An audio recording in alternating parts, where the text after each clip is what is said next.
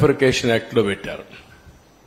కానీ ముంపుకు గురయ్యే 7 మండలాలు తెలంగాణలో పెట్టారు. నేను ముఖ్యమంత్రిగా ఎన్నికయ్యాను. ఢిల్లీకి వెళ్లాను. ఆ రోజు కూడా ఎన్డీఏతో పొత్తుంది. ఢిల్లీకి వెళ్తానే నేను ఒకసారి నా అనుభవంతో, ఎందుకంటే అపోజిషన్గా నేను ఫైట్ చేశాను, అనుభవం ఉంది ఇరిగేషన్లో. ఎప్పుడు నేను ముఖ్యమంత్రిగా, అప్పటికే 9 ఏళ్లు నేను ముఖ్యమంత్రిగా ఉన్నాను, నాకు ఒక ఐడియా ఉంది. మొత్తం స్టడీ చేశాను. స్టడీ చేస్తే ఆ 7 మండలాలు గాని ముంపుకు గురయ్యే మండలాలు ఇక్కడ ఇవ్వకపోతే, వాళ్ళు అడ్డం పెడితే ఇంకా చరిత్ర ప్రాజెక్ట్ అంతా ఎప్పటికీ పూర్తి కాదు. ఆ రోజు నేను ఇవన్నీ ఆలోచించి ఎట్టి పరిస్థితిలో ఒకటే కోరాను.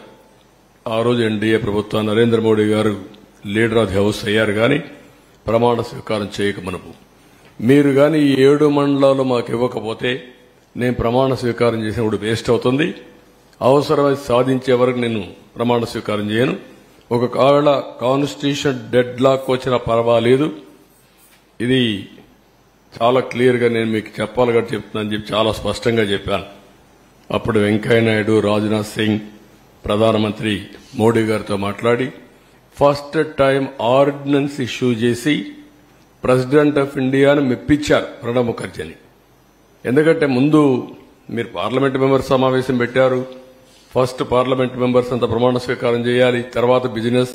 ఇది ఎట్లా పెడతారంటారని ఆయనకి చెప్పి మెప్పించి ఆయన ఒప్పుకున్న తర్వాత ఆర్డినెన్స్ పాస్ చేసి క్లియరెన్స్ చేసిన తర్వాత పార్లమెంట్ సమావేశాలు పెట్టి మెంబర్స్ అంతా కూడా ప్రమాణ స్వీకారం చేసే పరిస్థితికి వచ్చారు. ఇంకొక పక్కన డిజైన్లు అన్నిటి క్లియరెన్స్ వచ్చాయి. 5 ఏళ్లలో 72% పనులు పూర్తి చేశాం. 11,762 కోట్ల రూపాయలు ఖర్చు పెట్టాం. డిపిఆర్ 2 55,545 కోట్లకు సాంకేతిక కమిటీ ఆమోదం తెప్పించాం. 31 సార్లు క్షేత్రస్థాయి పర్యటన చేశాను ప్రాజెక్టుకి. 104 సార్లు వర్చువల్ రివ్యూలు చేశాను. ఎందుకు అంత శ్రద్ధ పెట్టామంటే ఈ ప్రాజెక్టు పూర్తి చేసుకుంటే రాష్ట్రంలో వ్యవసాయ రంగానికి పెద్ద ఊత వస్తుంది, చాలా ఉపయోగపడుతున్న ఉద్దేశంతో మొత్తం చేశాం. ఇంకొక పక్కన అప్పటి వరకు ఉన్నటువంటి అన్ని పెండింగ్ అంతా కూడా క్లియర్ చేశాం. రైట్ మెయిన్ కెనాల్, కొంతమంది రైతులు కోర్టుకు వెళ్ళి అడ్డం పెట్టి కూర్చున్నారు. వాళ్ళు ఒకటే అనుకున్నారు, ఇంక ఎప్పుడైనా పర్వాలేదు, మేము మాత్రం ఇవ్వని మొండికేసే పరిస్థితికి వచ్చారు. ప్రాజెక్టులో ఏదైతే మెయిన్ డ్యామ్ వస్తుందో ఆ ప్రాంతంలో కోర్టుకు వెళ్లి వాళ్ళు కూడా మేము వెకేట్ చేయమన్నారు.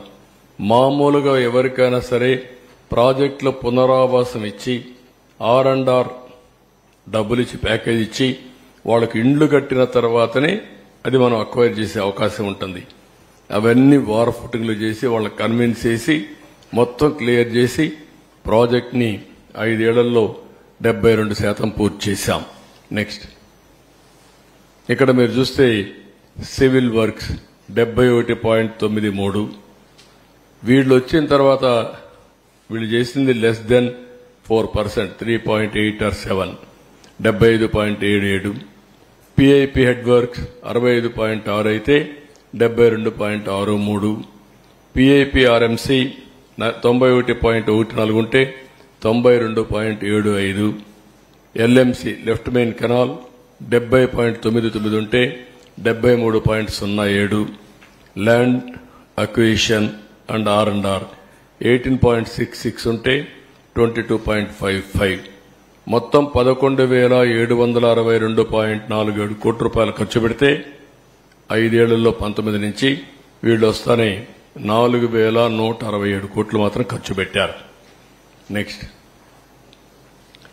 ఇక్కడ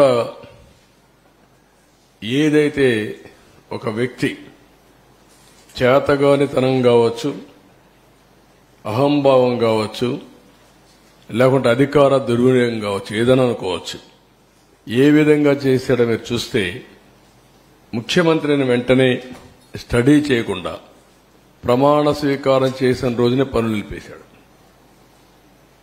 అది ఘోరాతి ఘోరం, చరిత్ర క్షమించరాని నేరం.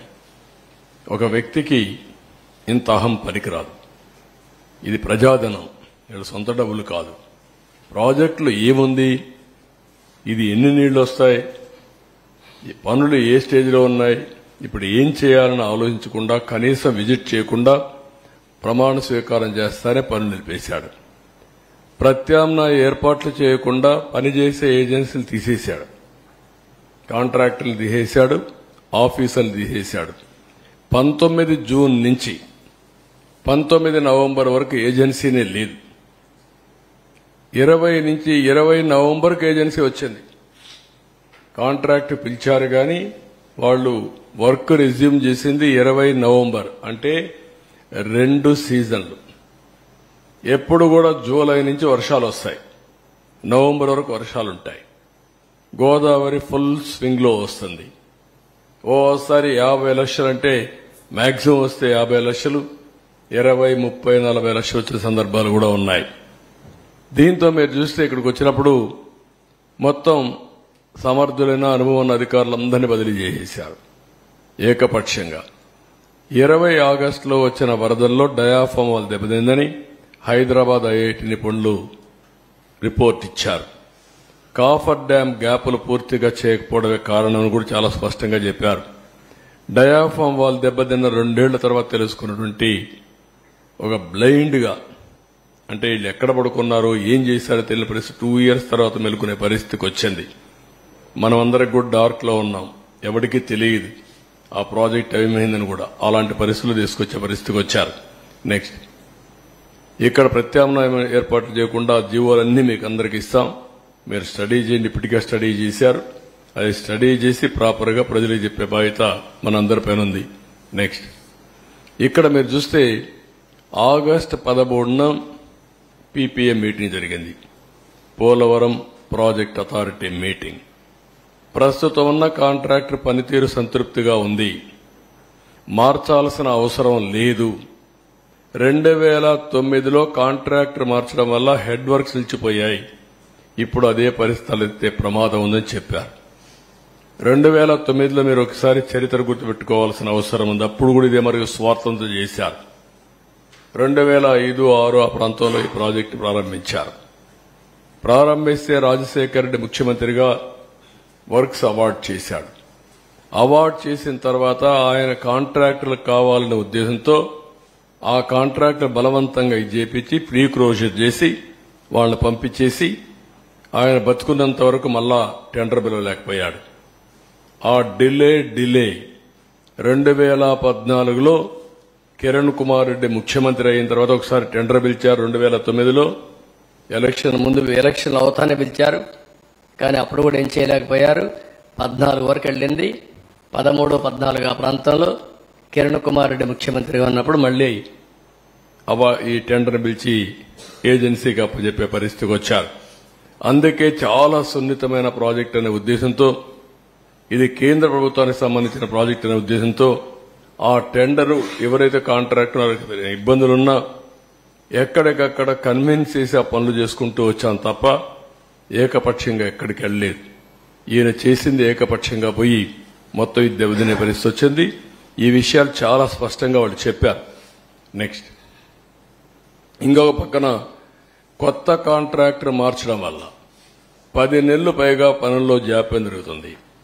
ఒకే పనిని 2 ఏజెన్సీలు ఆ పని నాణ్యతలో ఇబ్బంది వస్తే ఎవరు బాధ్యత వహిస్తారు?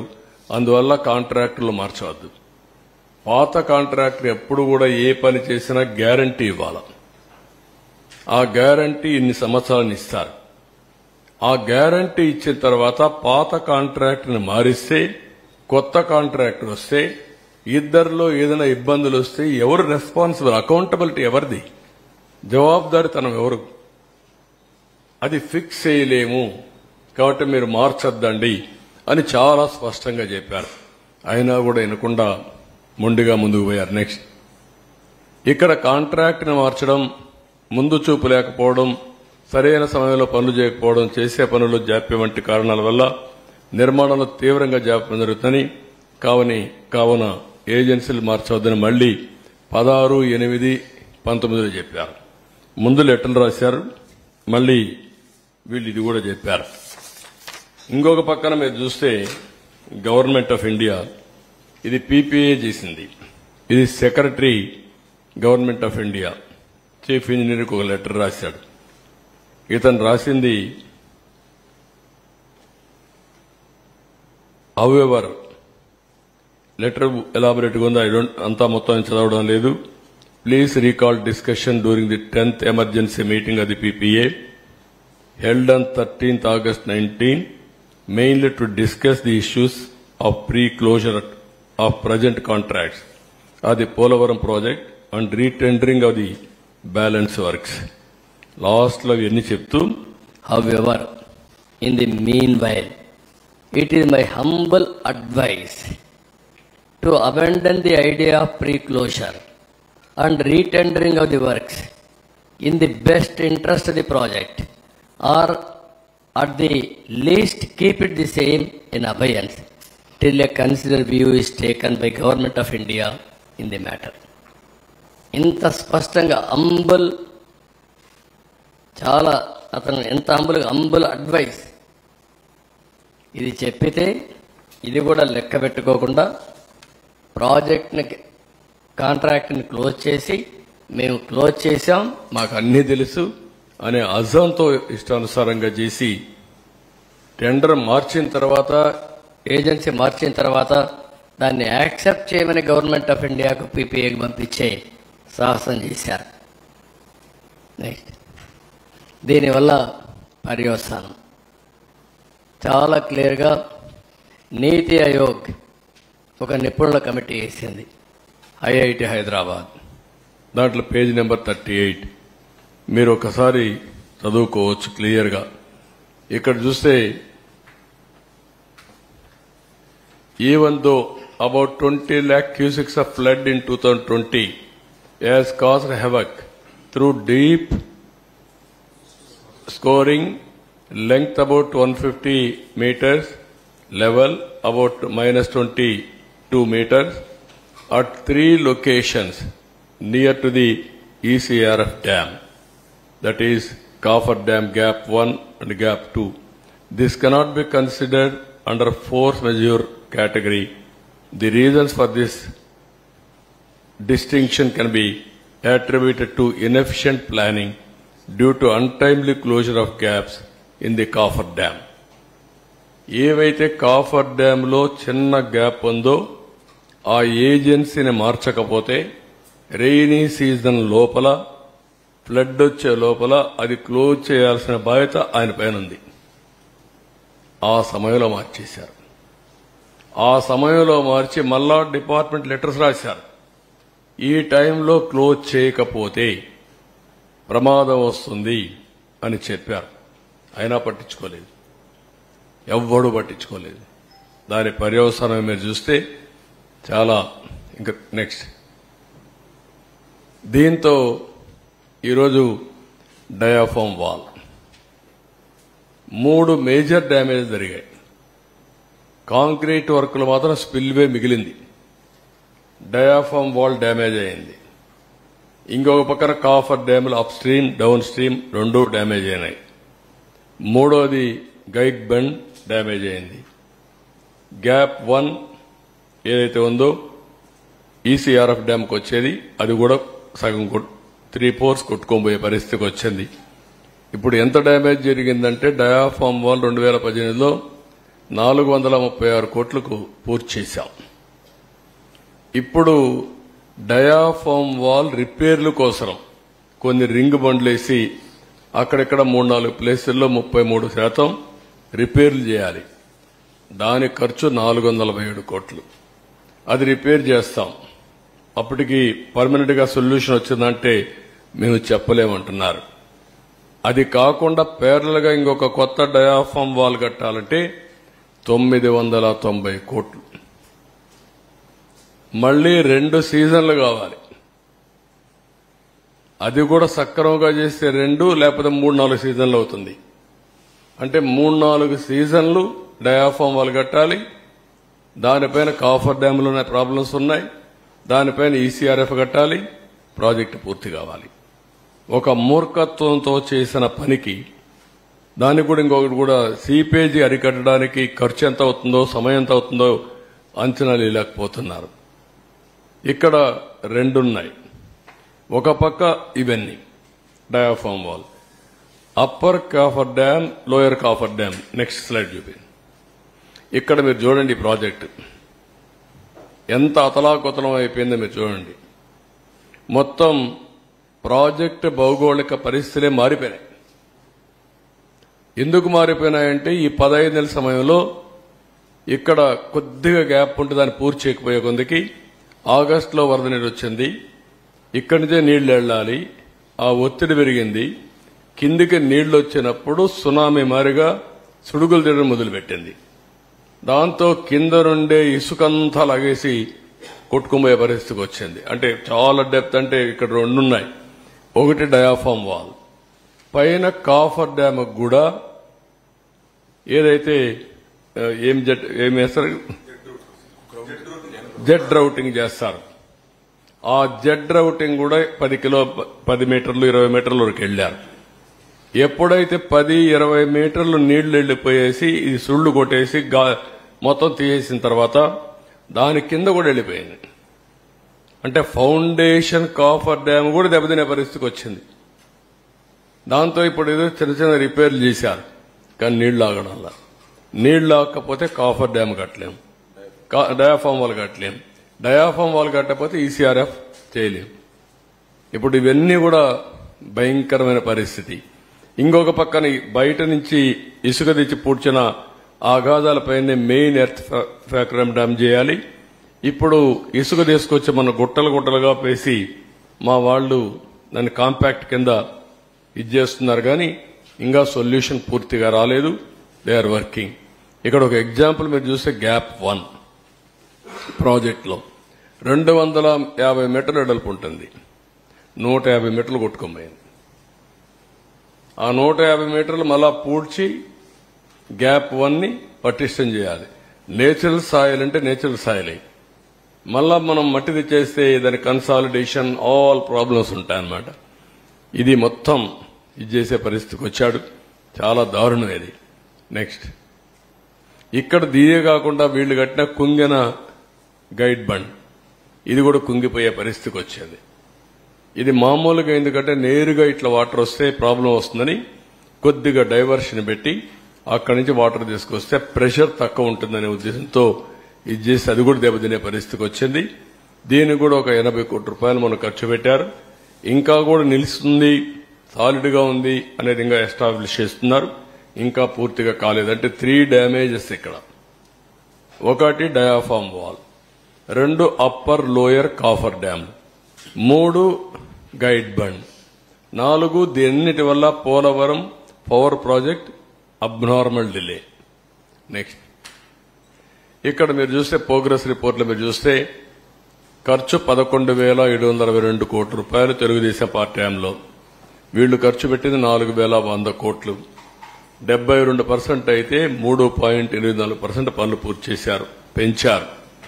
కేంద్రం నిధులు ఒక్క రూపాయి కూడా దారి మళ్లించలేదు. కేంద్రం ఇచ్చిన డబ్బులు మేమున్నప్పుడు 4,000 కోట్ల రూపాయలు మనం పెట్టి పనులు చేశాం. ఆ 4,000 కోట్లు రియంబర్స్ చేశారు. అదనంగా అయిందానికి డబ్బులు ఇచ్చారు. ఇచ్చిన డబ్బుల్లో 3,385 కోట్లు వేరేదాన్ని డైవర్ట్ చేశారు.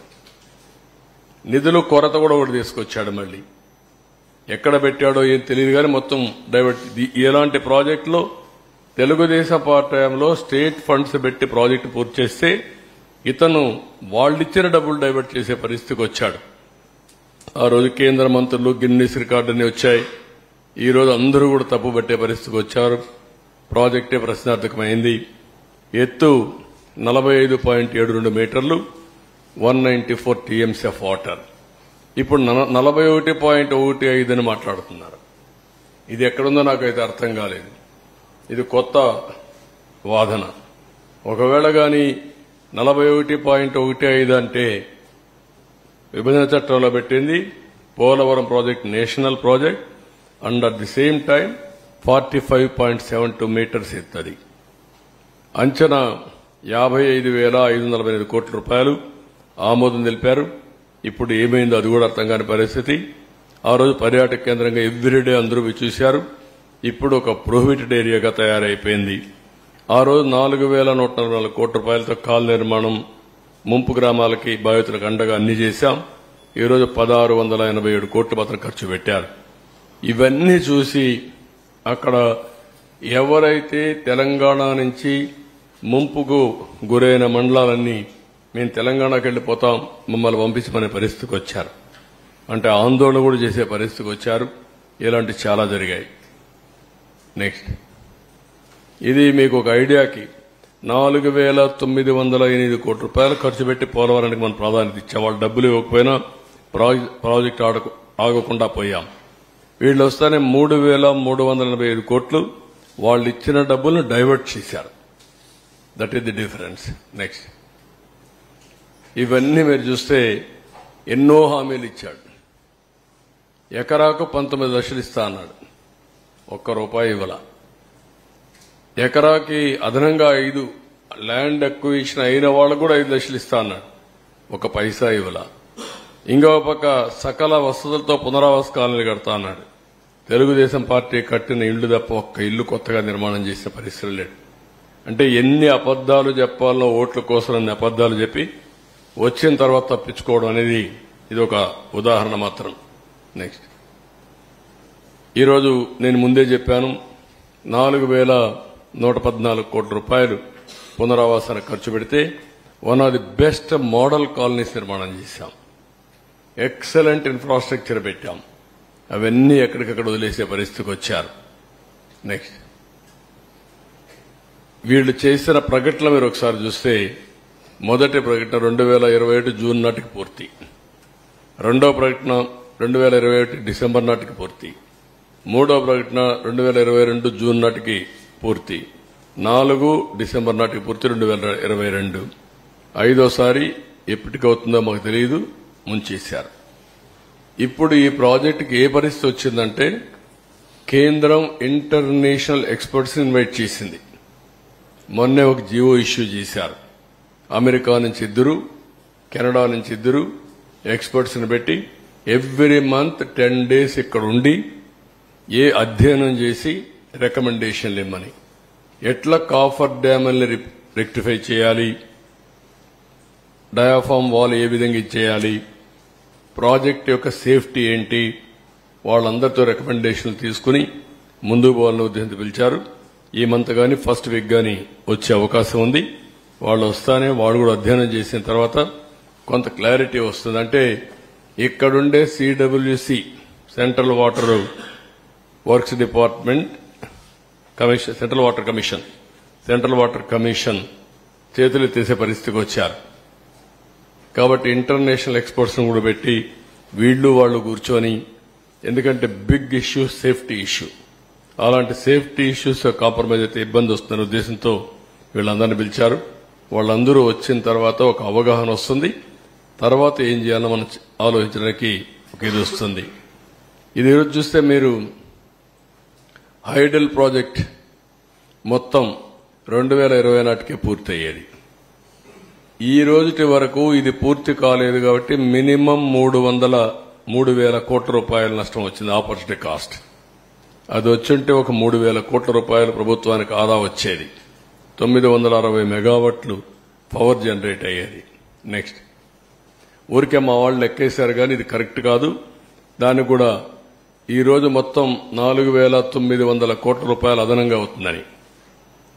4,900 కోట్లు, దాంతో మళ్ళా ఒకసారి చూస్తే ప్రాజెక్ట్ ఎక్స్క్లవేషన్ 38%. ఎవ్రీ ఇయర్ డిలే అయితే ఆ ప్రాజెక్ట్ మళ్ళా పెరుగుతా వస్తుంది, కాస్ట్ పెరుగుతా వస్తుంది. ఇప్పటికి 38% పెరిగిందని కాస్ట్. ఇంకొక పక్కన ఐడిల్ ప్రాజెక్ట్ వల్ల 3,000 కోట్లు, వ్యవసాయానికి నీరు అందకుండా పోయిందాని వల్ల ఒక 45,000 కోట్లు. ఇవన్నీ కూడా ఆపర్చునిటీ కాస్ట్ లో జీఎస్డీపీ, రైతుల ఆదాయం మొత్తం తగ్గిపోయే పరిస్థితి వస్తుంది. ఒక ప్రాజెక్ట్ వస్తే ఏ విధంగా లాభాలు వస్తాయి, ఏ విధంగా జీఎస్డీపీ పెరుగుతుంది, ఏ విధంగా పర్సనల్ ఇన్కమ్ పెరుగుతుంది అని ఒక ఉదాహరణ. ఆ రోజు కావాలని చెప్పి మాట్లాడింది అవినీతి జరిగిందని. అవినీతి జరిగిందని ఎంక్వైరీల మీద ఎంక్వైరీలు వేశారు. ఎక్కడా వీళ్ళ మనుషులను బంధువుని పెట్టుకున్నాడు, కానీ ఎక్కడా ప్రూవ్ చేయలేకపోయాడు. కడాన కేంద్ర ప్రభుత్వం కూడా పార్లమెంట్లో చెప్తూ ఎలాంటి అవినీతి జరగలేదని చాలా స్పష్టంగా సమాధానం చెప్పి ఢిల్లీ హైకోర్టు కూడా అఫిడవిట్ వేసినప్పుడు చాలా స్పష్టత ఇచ్చారు. దీంట్లో ఏమాత్రం అవినీతి జరగలేదు, చాలా స్పష్టంగా క్లియర్ గా ఉందని చెప్పి చాలా క్లియర్ సర్టిఫికెట్ ఇచ్చే పరిస్థితికి వచ్చారు. అంటే ఒక వ్యక్తి పిచ్చి కుక్క అని అరిసి మంచి కుక్కను చంపేసినట్టు ఒక మంచి ప్రాజెక్ట్ ని అవినీతి జరిగిందని నెపం పెట్టి ప్రాజెక్ట్ ని మొత్తం కూల్చేసే పరిస్థితికి వచ్చాడు. ఒక దుర్మార్గమైన చర్య ఇది. ఇది చూస్తే చాలా ఆవేదన, బాధ, ఓసారి ఇరిటేషన్, కోపం కూడా వస్తుంది. 5 ఏళ్లు కష్టపడ్డాం, కష్టం మొత్తం బూడిదలో పోసిన పన్నీరైంది. కనీసం అప్పుడు ఒక స్పష్టత ఉంది.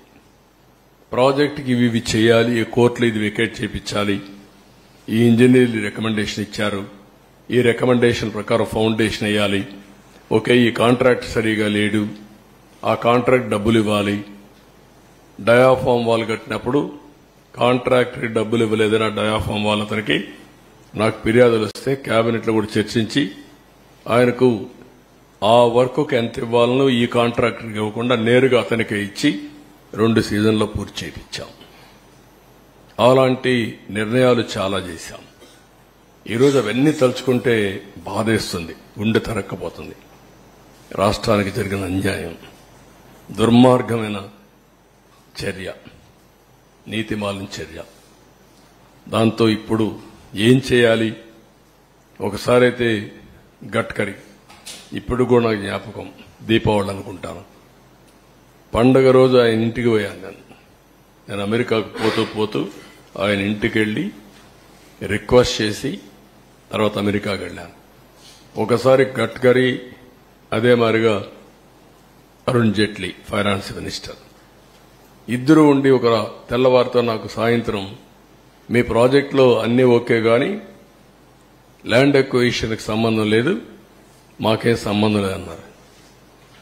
నాకు అప్పుడు ఆశ్చర్యం వేసింది. ఎట్లా అంటారా మీరు? Land acquisition part of project, ఇది ప్రాజెక్టులో ల్యాండ్ ఎక్విజిషన్ లేదంటారు, మీరు పునరావాసం లేదంటారు, పునరావాసం ల్యాండ్ ఎక్విజిషన్ లేకుండా ప్రాజెక్ట్ అయిపోతుందా అని రాత్రంతా స్టడీ చేసి ఆఫీసర్లందరినీ రాత్రంతా మేలుపెట్టి తెల్లవారికి ఒక నోట్ తయారు చేసి మళ్ళా నేను గడ్కరీ దగ్గరికి వెళ్లి అదే మరి అరుణ్ జైట్లీకి వెళ్లి, నువ్వు సుప్రీంకోర్టు లాయర్వి, నువ్వు అర్థం చేసుకో, నువ్వే చెప్పు, ఒక ప్రాజెక్ట్ నేను యాక్ట్ చెప్తున్నా, నేను ఆర్గ్యూ చేసిన తర్వాత ఆయన కూడా ఇంకేం మాట్లాడకుండా నువ్వు చెప్పింది రైట్ అనే పరిస్థితికి వచ్చాడు.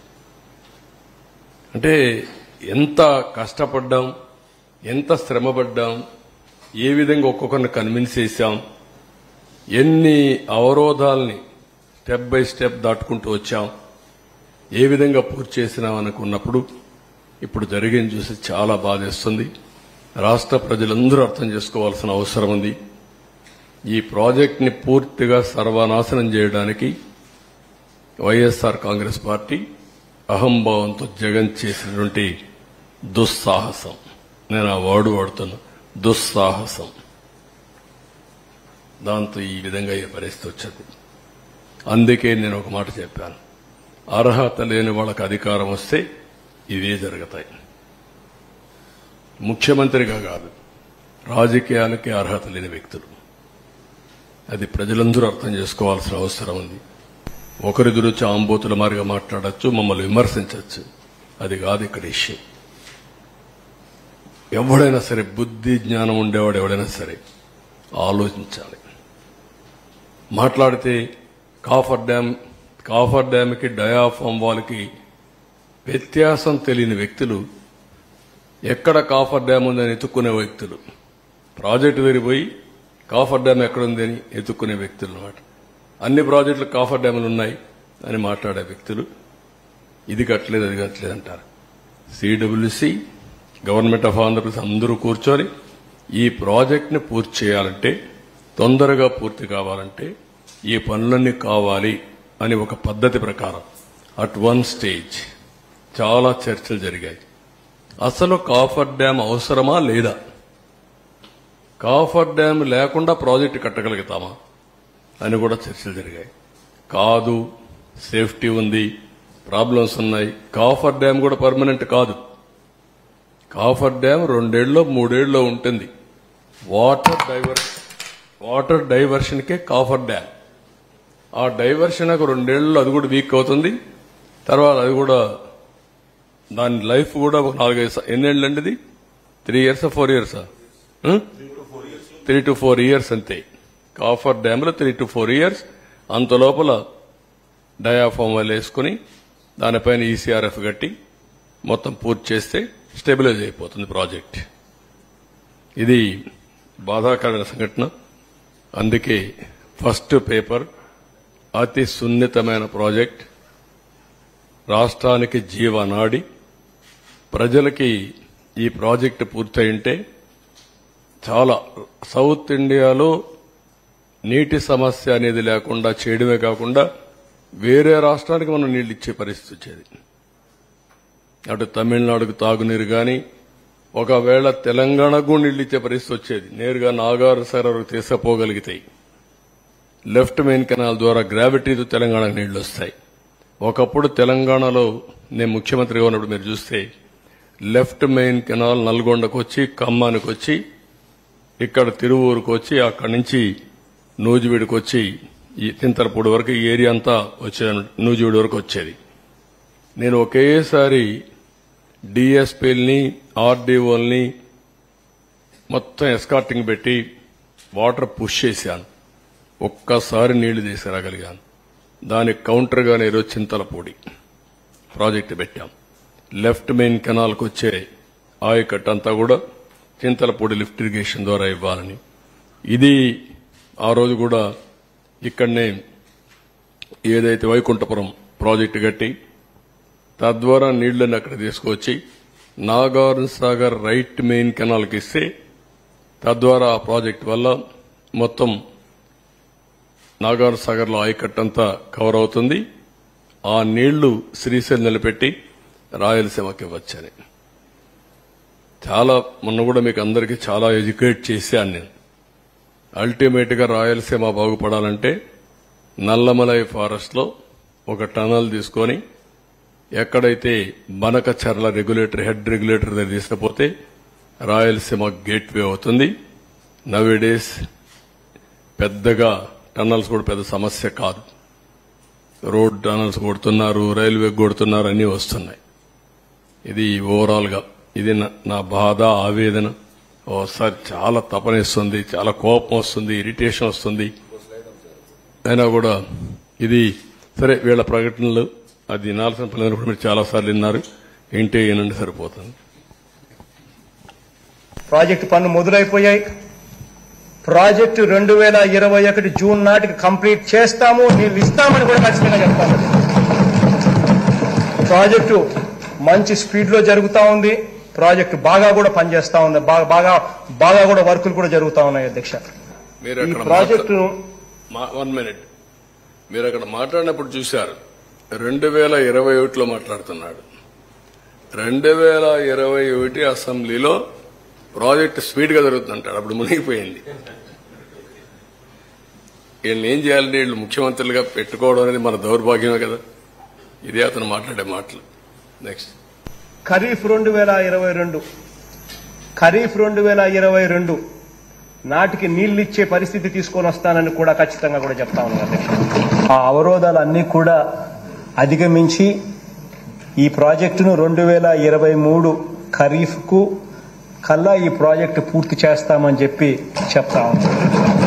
సో ఇవన్నీ కూడా అధిగమించి ఇప్పుడు దేవుని దయ వల్ల కొంచెం గాడిలో పడింది. 2025 ఖరీఫ్ కల్లా ఖచ్చితంగా గోదావరి పోలవరం ప్రాజెక్టు పూర్తి చేసి నీళ్లు కూడా పెట్టే పరిస్థితి వస్తుంది. జూలై ఆగస్టులో ఆ వరద 2025 జూలై ఆగస్టులో 41.15 మీటర్లలో నీళ్లు పెట్టే పరిస్థితి కూడా ఇది ఈ పోలవరం ప్రాజెక్ట్ అనేది వెరీ వెరీ కాంప్లికేటెడ్. అంత తేలిగ్గా అర్థం కాదు. ఏంటి అంత అర్థం కాదని గట్టిగా చెబుతున్నారంటే నాకు అర్థం కాలేదు. కాబట్టి నేను అనేక సార్లు విజిట్ చేసి స్టడీ చేసి అనేక మంది అడ్వైజర్తో మాట్లాడిన తర్వాత నేను నిర్ణయం తీసుకున్నా, ఇది ఇప్పుడు పూర్తయ్యేది కాదు అని చెప్పిన మొదటి వ్యక్తిని నేను. విన్నారు కదా ఎంత హాస్యం అయిపోయిందో. ఓకే, ఒక సెకండ్, వన్ మైక్. 1770 కోట్లు మాత్రమే మిగిలే. వీళ్ళు రివర్స్ టెండర్లో పిలిచినప్పుడు 1548.13 కోట్లకి మేఘాకి ఇచ్చారు. సో వాళ్ళ పనులు అప్పుడు వీళ్ళు దాదాపు 600 కోట్లు మిగిల్చామని డప్పాలు కట్టారు. ఇప్పుడు ఈ కొట్టుకుపోవడం వల్ల 20,000 కోట్ల నష్టం ఏర్పడింది. దీనికి బాధ్యత ఎవరు వహిస్తారు? మీరే ఫిక్స్ చేయాలి. అంటే నేను అడిగేది సీరియస్గా అడుగుతున్నా, ఎందుకంటే ఎవరు పాపం చేశారో వాళ్ళు అదే దాన్ని ఏ విధంగా ఫిక్స్ చేయాలి ప్రజలందరూ ఆలోచించాలి. అక్కడ చర్యలుంటే యాక్షన్ కూడా తీసుకోవడం చాలా అవసరం. అదర్వైజ్ ఒక వ్యక్తి రాష్ట్రానికి ఇంత నష్టం చేయడం చాలా దుర్మార్గం. ఇది ట్యాక్స్ పేయర్స్ మనీ. ఎవరు ఖర్చు పెట్టినా మీరు నేను ట్యాక్స్ కడితే ఆ డబ్బులే ఖర్చు పెడతాం. ఇది బాధ్యతారాహిత్యం. మీరు చెప్పింది కరెక్ట్, అది చాలా దుర్మార్గం. ఇప్పుడు కేంద్రం 15,511.13 కోట్లు ఇవ్వడానికి సిద్ధమైంది. కేబినెట్ లో నోటు కూడా రెడీగా ఉంది. దాని మీద మీరు ఏమైనా పర్సూ చేస్తారా? నేను పర్సూ చేయడం డెఫినెట్గా చేస్తాను. ఒకటి టెక్నికల్ గా వేర్ ఆర్ వీ, నేను మీకు చాలా స్పష్టంగా చెప్పాను. 33% డయాఫామ్ వాల్ డ్యామేజ్ అయింది 3-4 ప్లేసెస్ లో. అవి కూడా రింగ్ బండేసి సరిపోతుందని చూపించారు నాకు, రింగ్ ఫెన్సింగ్ కింద. ఒక వర్షన్ 3-4 ప్లేస్లే కాదు, ఇంకా ఎక్కడ ఉండొచ్చో మేము డెఫినెట్ గా చెప్పలేమంటున్నారు. దాని ఎస్టిమేషన్ మీకు చెప్పాను. అది అయిన తర్వాత రెండోది కాఫర్ డ్యాముల ద్వారా లీక్ అవుతుంది వాటర్, ఇంకా స్వీపేజ్ ఉంది. అది యాక్సెప్టబుల్ లెవెల్ కంటే స్వీపేజ్ ఎక్కువ ఉంటే అది రెక్టిఫై చేయకుండా ప్రాజెక్ట్ ముందుకు పోలేదు. సేఫ్టీ గానీ ఫ్యూచరిస్టిక్ ఇవన్నీ అది ఇంకా తేలలేదు. ఈ రెంటికే ఇప్పుడు కమిటీ యుఎస్ఏ నుంచి 2 ఎక్స్పర్ట్స్ వెళ్లేశారు. ఇప్పుడు ఇక్కడుండే ఇంజనీర్లు కూడా రిస్క్ తీసుకోవాలంటే భయపడే పరిస్థితికి వచ్చారు.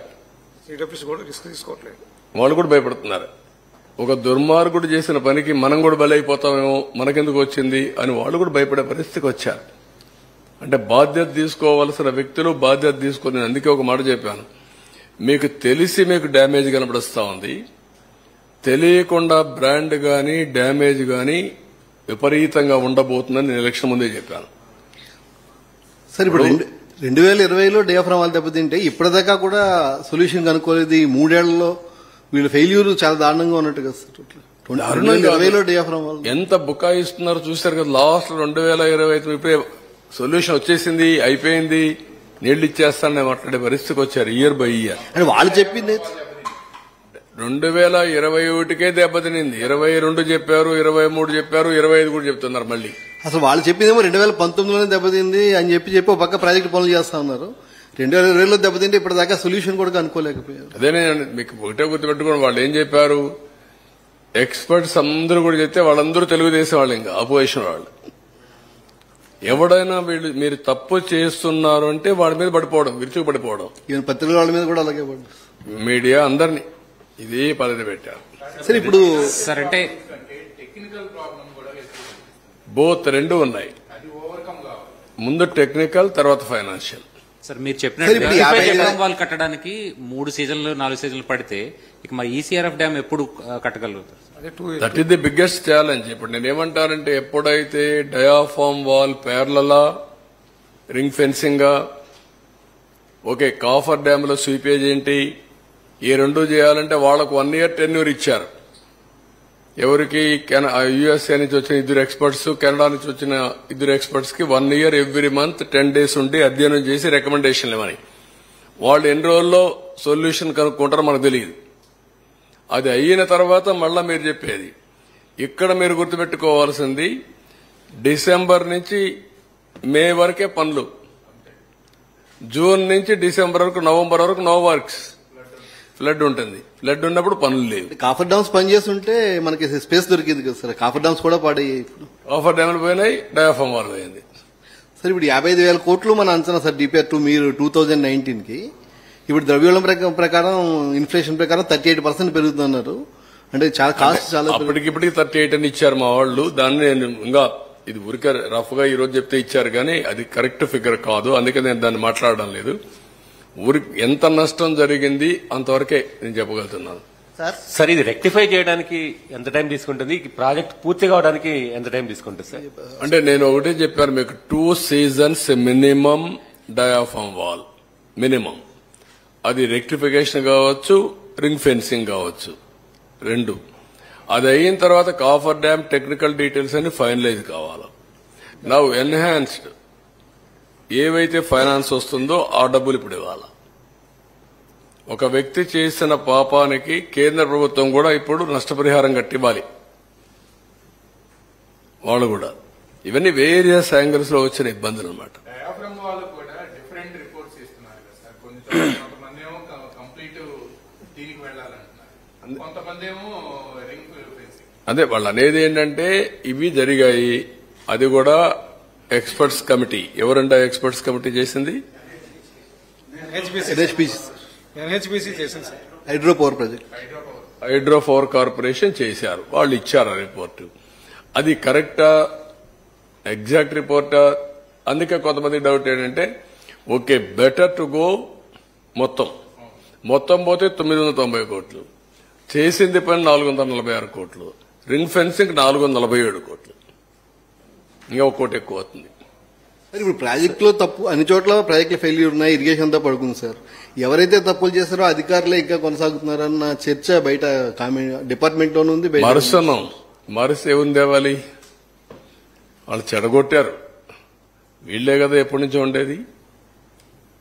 యథా రాజా తదా ప్రజ. అంటే దీంట్లో ప్రధాన దోషి అవుతాడు సార్. ప్రధాన దోషి ఇంటికి పంపించారు. ప్రధాన దోషిని పంపించేశారు. ఆయన పోతే పోయాడు. దోషం ఏం చేస్తారు అంటే వాళ్ళు అందుకనే కొంతమందిని మార్చాం. ఇంకెంతమందిని మార్చాలి, ఎవరెవరిని మార్చాలి, మారిస్తే ఎవరెవరు ఉన్నారు? రివర్స్ టెండర్ పిలిచిందంతా అది ఇచ్చినంత. దాసు ఎక్కడికో వెళ్ళిపోయాడు కదా, ఎప్పుడో వెళ్ళిపోయాడు కదా. దాసు పోయాడు, ఇంకో దాసుడు పోయాడు, మిగిలింది మనమే కదా. ఇక్కడ దాసు ఎక్కడ ఉన్నాడు? ఎప్పుడో రిటైర్ అయిపోయాడు, తెలంగాణకు పోయాడు. తెలంగాణ పోయాడు, అక్కడ అడ్వైజర్ గా ఉన్నాడు ఇప్పుడు. సరే ఈ హైట్ మీద కూడా కొద్దిగా రివర్స్ టెండరింగ్ పిలిచింది. ఆ సమయంలో పిలిచింది అతను. అప్పటి వరకు ఉన్నది ఇతను, ఇప్పుడు మొన్న ఉన్న అతను. ఇతను తీసేసి శశిభూషణ్ మళ్ళా తీసుకొచ్చారు. సార్ ప్రాజెక్ట్ హైట్ కి సంబంధించి కూడా ఒక డిస్ప్యూట్ ఉంది కదా సార్, దాది అదే రాజీ లేదు. అది 45.67 రావాల్సిందే, 45.72 రావాలి. 41.57 పెడుతున్నారు వీళ్ళు. అది యాక్సెప్టబుల్ కాదు. కంటూర్ ప్రస్తుతానికి వాళ్ళ ఉద్దేశం ఏంటంటే ముందు కట్టేసి తర్వాత బెంజాని. ఆల్రెడీ కట్టేశారు కదా, మీ టైంలోనే కట్టేశారు. అది ప్రాజెక్ట్ స్పిల్వే అయిపోయినాయి. ఇప్పుడు ఓన్లీ ఈసీఆర్ఎఫ్ కట్టాలి, అంతవరకే. అది అయిపోతే నీళ్లు పెడతాం, నీళ్లు పెడితే ఆటోమేటిక్ ఇవ్వాలి. ఈ ప్రాజెక్ట్ కాస్ట్ తోటి పాటు R&R కూడా పెరిగిపోతుంది కదా సార్ ఇన్ఫ్లేషన్ తోటి. పెరుగుతాయి కదా. అది ఎంత పెరుగుతుంది ఎస్టిమేషన్ సార్? 30%, 20% ఇన్ఫ్లేషన్ కదా, అన్నిటికీ ఉంటాయి కదా. మనం అనుకున్న ప్రకారం వస్తాయి. పీడీఎఫ్ అన్ని వస్తాయి. R&R package plus land acquisition. Last 5 years గా నిర్వాసితులు బాగా ఇబ్బంది పడుతుంది సార్. ఎగువగా పడడం వల్ల వరద ఉండిపోతుంది. వాళ్ళు చాలా ఇబ్బంది పడుతున్నారు. రాబోయేదేమో ఫ్లడ్ సీజన్, ముందు దాని మీద కూడా దృష్టి పెట్టాల్సిన అవసరం. కొంతైనా రిలీఫ్. వాళ్ళు కూడా వాళ్ళ సమస్య చూస్తే చాలా బాధేస్తుంది. ఎందుకంటే నీళ్లుంటాయి, ఆ ఊర్లో ఉన్నారు, అక్కడే ఉండి దోమలు ఇవన్నీ అన్ని సమస్యలు. కానీ రీహాబిలిటేషన్ ఇవ్వరు. వాళ్ళు వెళ్ళిపోవాలంటే కాపలా కాసుకుని అక్కడే కూర్చున్నారు బాబు, ఏమి చేత కాకుండా, ఏం చేయలేక. మీరు 104 సార్లు రివ్యూ చేశారు, 31 సార్లు వెళ్ళారు, మొన్న వెళ్ళారు. మీ ఫీలింగ్స్ ఎలా ఉన్నాయి సార్? ఇంకా ఏడవంది ఒకటే రియల్ గా చెప్తున్నా. That is my feeling. I'm deeply involved in this project. దాదాపు మీతో పాటు నేను కూడా వచ్చాను ఆ టైంలో. మీరు మీడియా వాళ్ళు వచ్చారు. రోజు రోజుకి దాన్ని ఒక ఆశ కల్పించాం. రాష్ట్రంలో చాలా మంది చూశారు. చాలా ఆవేదన, బాధ, ఆషామాషే కాదు, తలుచుకుంటే మాత్రం చాలా బాధేస్తుంది. ఏదైనా సరే ఒక వ్యక్తి ఓకే, హైదరాబాద్ లో ఒక హైటెక్ సిటీ కట్టాం, ఒక 10 మీటింగ్లు పెట్టుకున్నాం, కట్టాం, ఒక ఔటర్ రింగ్ రోడ్ అతను అంటే ఫ్యూచర్ కి జ్ఞాపకం ఉంటుందనే ఉద్దేశంతో చిన్న కుర్రాడిని నడిపించాం. సగం దూరం వచ్చి నడవలేనంటే వాళ్ళు తీసుకొచ్చారు ఆ టన్నల్. అందరికి ఓపెన్ చేశాం ఆ ప్రాజెక్ట్ ని వచ్చి చూడమని చెప్పి పెట్టాం. అంటే ఇది ఎప్పుడో ఒకసారి వచ్చే అవకాశం కదా ప్రాజెక్ట్ అనేది, మళ్లీ మళ్లీ కట్టలేరు కదా. అందుకే బస్సులు పెట్టి తీసుకొచ్చి భోజనం పెట్టి దీన్ని చూపించి పంపించాం. సార్ ఫస్ట్ ప్రయారిటీ పోలవరం అని చెప్పి మీరు అంటున్నారు. లాస్ట్ గవర్నమెంట్ లో మీరు ప్రతి సోమవారం పోలవరం అన్నారు. ఈసారి కూడా అలా ప్రతి సోమవారం పోలవరం రివ్యూ చేస్తారా? నువ్వు చేయాలి, కానీ ఇవన్నీ సెట్ కావాలి కదా. ముందు సెట్ కాకుండా సోమవారం కూర్చొని నేను చేయగలుగుతాను? ఈ ఎక్స్పర్ట్స్ అంతా కూర్చోవాలి, ఈ ప్రాజెక్ట్ రిపోర్ట్ అంతా చేయాలి, వాళ్ళంతా సొల్యూషన్ ఇవ్వాలి. నేను అందుకనే ఫస్ట్ టైం ఈసారి కూడా నేరుగా పోలవరంకి వెళ్ళా. వాస్తవ పరిస్థితులు రాష్ట్ర ప్రజలకు తెలియజేయాలన్న ఉద్దేశంతో పోలవరానికి వెళ్ళా. First visit during my tenure పోలవరమే ఈసారి కూడా. సార్ రివ్యూ మీద కూడా అబ్జెక్షన్స్ ఉన్నాయి సార్. ఎవ్రీ వీక్ చేయడం వల్ల మాకు పని చేసుకునే అవకాశం రాలేదు అని ఇంజనీర్ అంటే ఆ రోజు మనం చేయడం చాలా అవసరం. ఈ రోజు ఇప్పుడు రెగ్యులేట్ చేయాలి, దీన్ని రీషెడ్యూల్ చేయాలి. Will do that. మాకు పని చేసుకునే అవకాశం దొరకట్లేదు. ఈ రివ్యూలకి టైం అంతా అయిపోతుంది. అంటే మనం వర్చువల్ గా పెట్టినప్పుడు చూసే రావాల్సిన పనిలే కదా. అక్కడే ఒక హాఫ్ అన్ అవర్ ఉంటే బ్రీఫ్ చేసేవాళ్ళు. ఎవ్రీ మీటింగ్ రమ్మనేవాడిని కాదు నేను. ఇక్కడ సెక్రటరీలో ఉండి సెక్రటరీ వచ్చేవాడు, వాళ్ళు అక్కడే ఉండేవాళ్ళు ప్రాజెక్ట్ లో. వర్చువల్ గా వీడియో కాన్ఫరెన్స్ కి వచ్చేవాళ్ళు, గైడెన్స్ ఇచ్చేవాడిని. అట్లా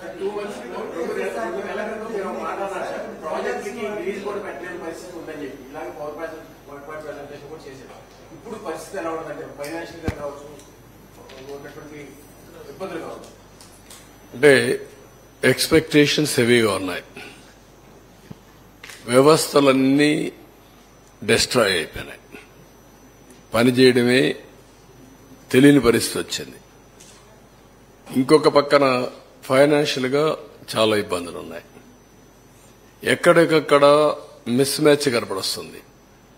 ఇప్పుడు మీరు అన్నట్టు కొంచెం టైం పడుతుంది. ఒక పక్క ఇవన్నీ చేస్తూనే I have to set right. నేను అందుకే రాష్ట్రంలో ఉండే ప్రజలందరికీ విజ్ఞప్తి చేస్తున్నా, వాళ్ళు కూడా ఎన్ని కూడా వాస్తవాలన్నీ దృష్టిలో పెట్టుకుని సహకరించాలి. అడ్మినిస్ట్రేషన్ మొత్తానికి విజ్ఞప్తి చేస్తున్నా. అడ్మినిస్ట్రేషన్ మొన్న వాళ్ళు కూడా ఫ్రస్ట్రేషన్ లో ఉన్నారు. మాకు ప్రజల కంటే ఉద్యోగస్తులు ఎక్కువ ఓట్లేశారు. మొన్న మీరు చూస్తే 63% ఓట్లేశారు. పోస్టల్ బ్యాలెట్స్ అవన్నీ చూస్తే ఆవరేజ్ 57% మాకు వచ్చింది. వాళ్ళు కూడా తక్కువ చేయలేదు. కానీ వాళ్ళకు కూడా విజ్ఞప్తి చేస్తున్నా, మనందరి బాధ్యత. మనం అందరం కలిసి సమిష్టిగా పనిచేసి ఈ సంక్షోభం నుంచి ప్రజల్ని కాపాడుకోవాలి, ముందుకు తీసుకుపోవాలి. అందరూ కూడా ఒక క్రమశిక్షణతో ఒక పద్ధతితో పనిచేసే విధానానికి శ్రీకారం చుట్టండి. పూర్తిగా సహకరించమని అందరికీ కోరుతాను. ఇంకా రాబోయే రోజుల్లో మీరే చూస్తారు, నేను కూడా ఎప్పటికప్పుడు రియల్ టైం వీళ్ళందరూ క్లియరెన్స్ ఇస్తూ, గైడెన్స్ ఇస్తూ, స్ఫూర్తినిస్తూ ముందుకెళ్తాం. సార్ మీరు చెప్పినట్టుగా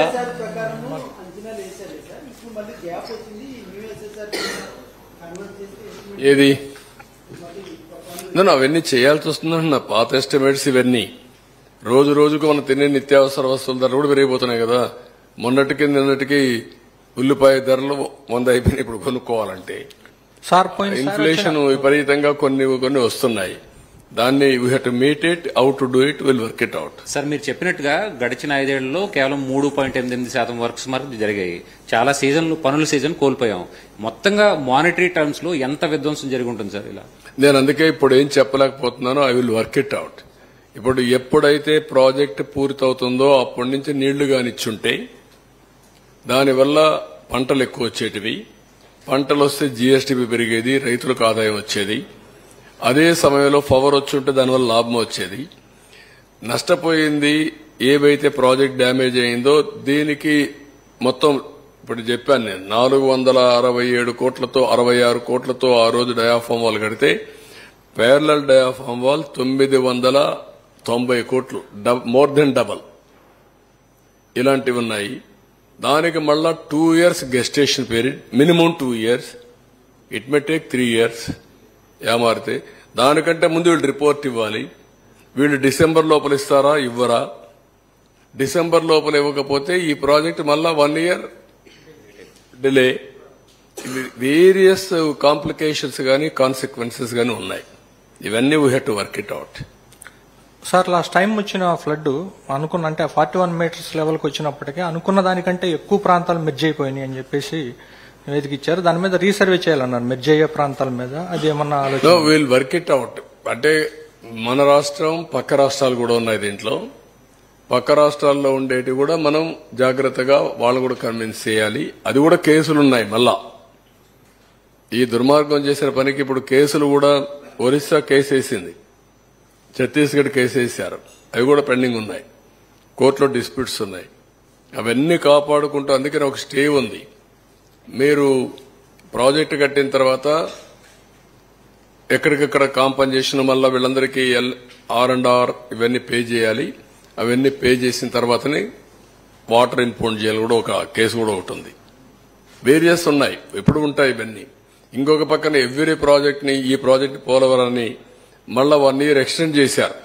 1 year 2 years 2 years ఎక్స్టెండ్ చేశారు. ఎవ్రీ 2 years ఒకసారి ఎక్స్టెండ్ చేస్తున్నారు ప్రాజెక్ట్ ని. కాబట్టి సమస్యలు లేక సమస్యలు ఉన్నాయి. ఆ సమస్యల మధ్యలోనే వీళ్ళు మరీ సమస్యలు తీసుకొచ్చి జట్లం చేసి ముంచేశారు. అందుకే నేను ఫస్టే చెప్పాను, చాలా సున్నితమైన ప్రాజెక్ట్ ఇది. చాలా జాగ్రత్తగా తీసుకొస్తే తప్ప అటు కేంద్రం, ఇటు రాష్ట్రం, ఇటు ఇంటర్ స్టేట్ ప్రాబ్లమ్స్, ఇంకొక పక్క technical problems, biggest river, highest flow, అదే కాకుండా ఏదైనా జరిగితే safety, east Godavari west Godavari 2 జిల్లాలు వాషౌట్ అయిపోతాయి, అదొక ప్రమాదం. ఇలాంటి అనేక సమస్యలున్నాయి. కాబట్టి ఆషామాషిగా తీసుకోవడం కరెక్ట్ కాదు. అదే తీసుకున్నారు వీళ్ళు, దానివల్లనే ఈ సమస్యలు వచ్చాయి. Sir new contract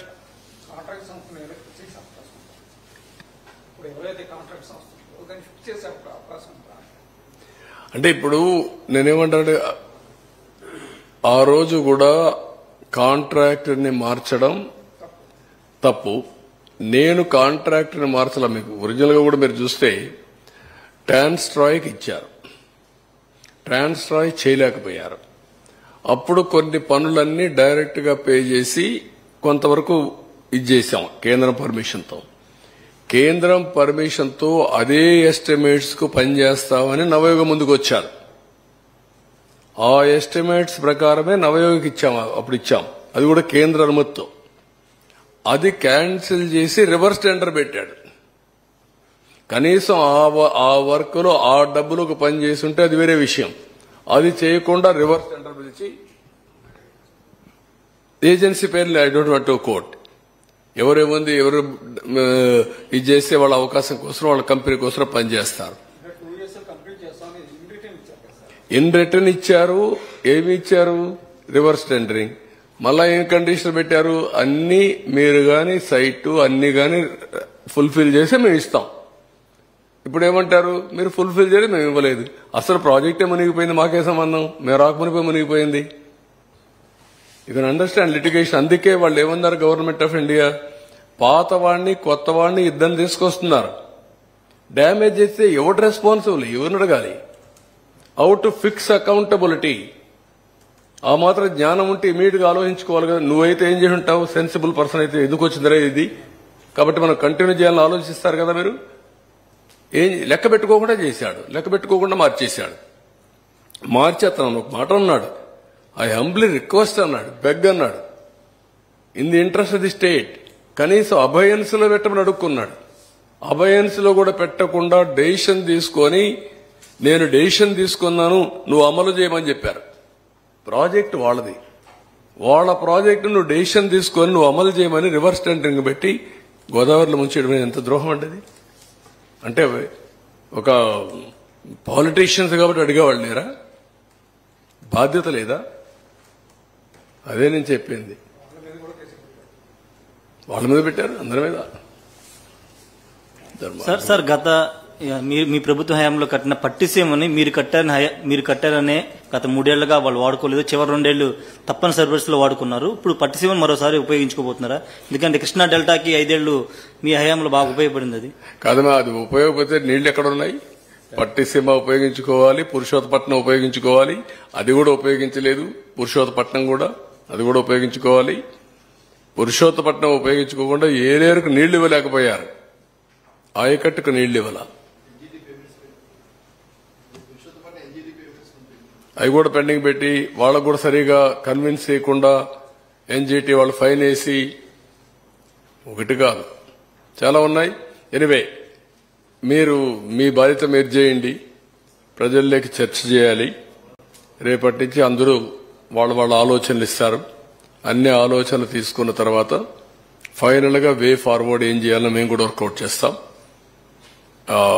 first of all ప్రజా చైతన్యం అన్నిటికీ పరిష్కార మార్గం. ఆ ప్రజా చైతన్యం లేకపోతే మనం ఏం మాట్లాడినా చెల్లుబాటు అవుతుందని ఇలాంటి తప్పులు ఇంకా ఎక్కువ చేసే ప్రమాదం ఉంటుంది. ప్రజలందరూ ఆలోచించాలి. నేను ఎలక్షన్లో కూడా చెప్పాం, రాజకీయాల్లో ఉండడానికి అర్హత లేని వ్యక్తి అతను. ఇలాంటి వ్యక్తి కూడా రాజకీయాల్లో ఉండి ముఖ్యమంత్రిగా ఉండడానికి అర్హత ఉందా అనేదే మన ఎన్నికల్లో చర్చ జరిగింది. దాని ఫలితమే 11 సీట్లు ఇచ్చారు. ఎప్పుడూ రానటువంటి వర్డిక్ట్ వచ్చింది. కానీ ఆ వర్డిక్ట్ అయితేనే అయిపోలేదు. ఇది శాశ్వతంగా ప్రతి ఒక్కరు ఆలోచించుకోవాల్సిన అవసరం ఉంది.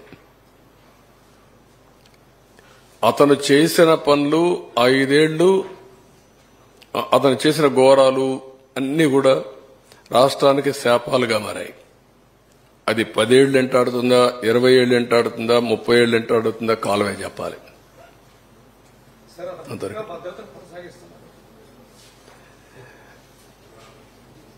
ఇప్పుడు ఏమంటున్నాడు ఆయన? భద్రత ఎంతమంది ఉన్నారు? 946 మంది, 86 మంది. ఒక ముఖ్యమంత్రికి 986 మంది కావాలండి పరదాలు కట్టుకుని తిరగడానికి. అది కూడా పరదాలు. మళ్ళా నేను పోతే పరదాలు కట్టేస్తున్నారు. ఏంట్రా ఏమొచ్చింది మీకు, పిచ్చి పట్టిందంటే అలవాటు అయిపోయింది సార్ అంటున్నారు. పరదాలు ఏంటి, చెట్లు కొట్టడం ఏంటి? లేదు, ఇప్పుడు నేను చూస్తూనే ఉన్నా. ఎవ్రీడే ఆ పక్క ఈ పక్క చూసుకుంటూ ఎంత టైం ఆపుంటారు. నేను పోతూ 2 నిమిషాలు నాకు లేట్ అయినా పర్వాలేదు, ఏం కొంపలు కోల్పోవు, నేను నిలబెడతాను, వాళ్ళు పోయిన తర్వాత వెళ్తానని చెప్తున్నాను. నేను ఆ పక్క కూడా చూస్తున్నా ఎంత దూరం వచ్చాయని. అంటే నాకు కూడా గేజ్ చేయడానికి ప్రతి ఒక్కరికి చెప్తున్నా, ఎక్కువ టైం ఎక్కడ ఆఫ్ చేయొద్దండి. మీకు కూడా చెప్తున్నా, మా మంత్రులు కూడా చెప్పా, కేబినెట్లో కూడా చెప్పా. Simplicity is only the solution. మనమేమీ రాజులం కాదు, లేకపోతే డిక్టేటర్లు కాదు. ఇష్టానుసారంగా చేయడానికి ప్రజాసేవకులుగా ప్రవర్తించమంటున్నా. 1 by 1 చేయాలి కదా.